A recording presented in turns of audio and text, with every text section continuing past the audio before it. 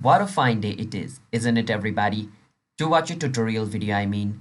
And in today's video, I will be showing you guys how you guys can register for Metrobank's online banking account. Now before I show you the steps, if you guys are new to our channel app tutorial, then don't forget to hit that like and subscribe to our YouTube channel. Let's get into the video now, shall we?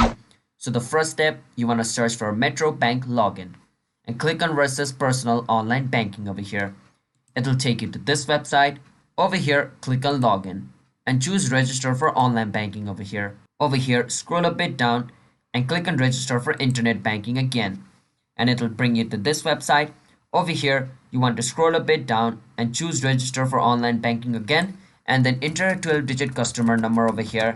And then enter the last 4 digits of your mobile number over here.